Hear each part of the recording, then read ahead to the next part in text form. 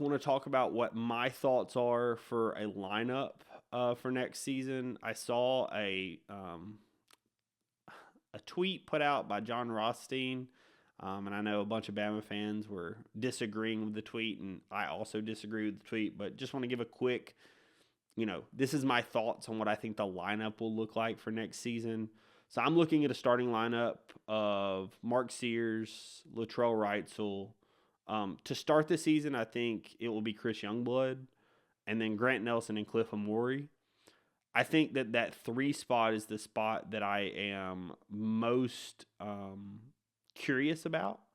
I don't think that Daren Reed secures the 3 to start the season, like a game 1 starter.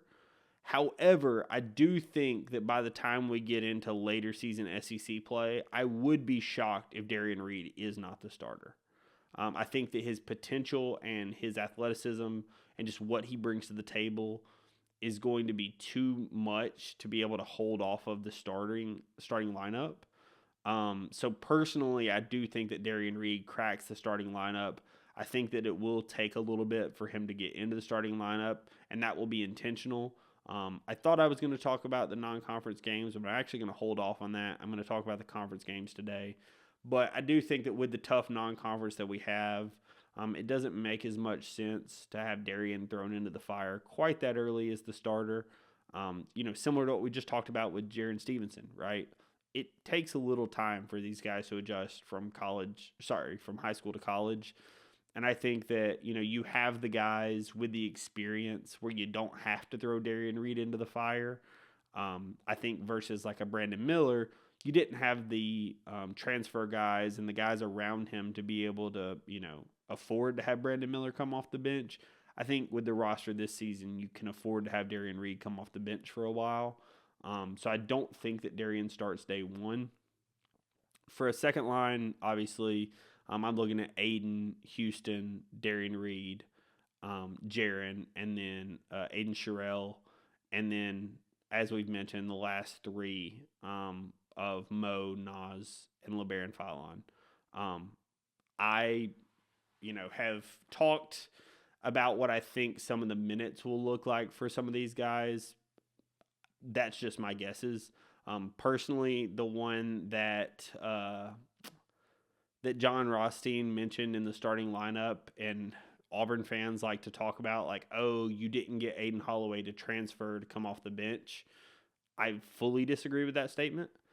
Personally, I look at Aiden Holloway as being what Javon Quinterly was for Alabama, somebody that comes off the bench but plays starter-level minutes. We look at Alabama last season. Latrell Wrightsell played 23 minutes a game. And for a decent percentage of the season, he did not start. He started a little bit, but for a decent percentage of the season, he did not start.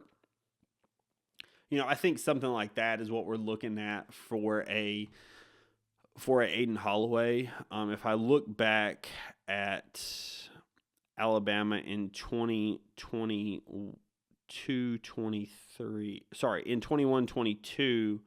Javon Quinterly played 30 minutes a game and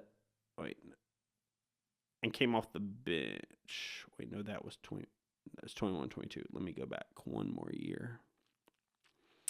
But either way, at the end of the day, it's a standpoint where Javon Quinterly played the role that I'm talking about, where you come off the bench, but you are the guy that's going to run the point a decent bit. And I think that is what they pitched Aiden Holloway on. You can run point, you can help run the offense, but you're going to start coming off the bench. But as, Oates has mentioned quite a few times, it doesn't matter who starts. It matters who's in the game, right? At the end of the day, it all matters, like, how many minutes do you get? Who's in the game when it matters, right? Like, who starts is all about matchups, truly, right? And so I truly do think that Aiden Holloway was pitched a role of coming off the bench. So that would be my expectation for him, that he would be coming off the bench for for next year's team. So for all the Auburn fans that want to be like, oh, you didn't pitch him to transfer to Alabama just to come off the bench, I disagree. I look at Mark Sears, Latrell Wrightsell, Chris Youngblood, and like I said, eventually transitioning over to Daren Reed, and then Grant Nelson and Cliff Amore. Obviously, injuries would change that up, but with a fully healthy lineup, that's who I think is in your starting lineup. Hoping for full health throughout the season.